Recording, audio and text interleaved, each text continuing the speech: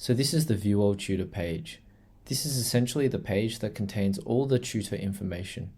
So if we look over here, we can go to the filter section. So here we can filter through all the specific tutors and find the exact tutor with all the attributes that we want. So for instance, here we can find a male tutor who's above a certain age and who is available. And that leads us with this particular tutor over here. Now there's a bunch of other attributes that you can select to find the exact tutor that you need. So moving on, we can also click on the specific tutor to look at the specific tutor information. So we've got information such as the personal details over here. So here we have custom profile fields. Here we have school attended, but if we go over here, you can add fields to pretty much anything you want. So you can say university attended, and then you'll need to type in the specific field. There's text, toggle, date, time, year, but in this case, text is the most appropriate. And then we can also make that field visibility depending on who you want to show it to. So we can show it to just me or other admins, other tutors, clients, whomever. We can also edit the emergency contacts as well as availability. So for availability, we can say we're not available for online, just available for in-person. We have a car. We can add time on our availability timesheet in terms of the specific times that we're free. And we can also remove it by clicking on it and dragging.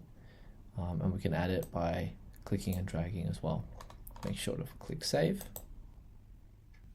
So here we can look at the policy agreements that this particular tutor has agreed to, as well as the compliance documents. So if we click on police check, we can add the specific compliance document.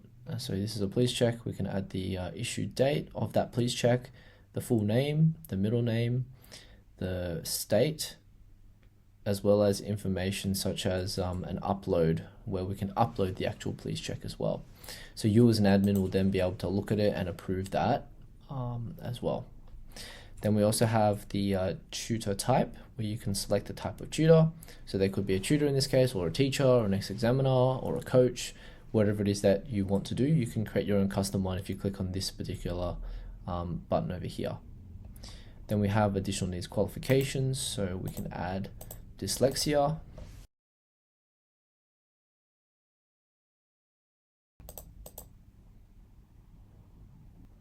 So then we go down here, we can see the training and the specific training sections that we have.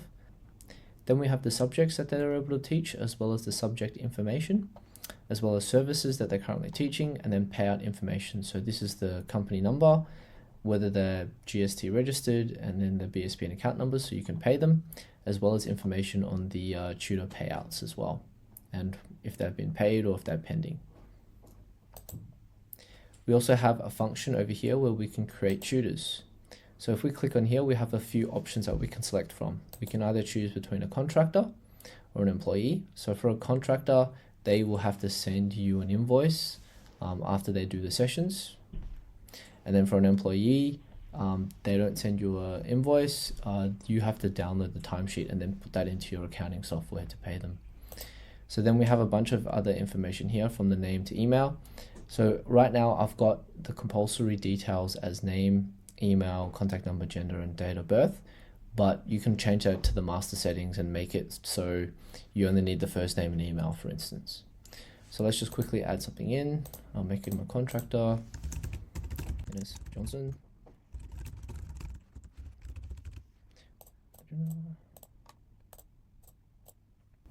And then let's submit it. So now we see that Dennis Johnson has been invited.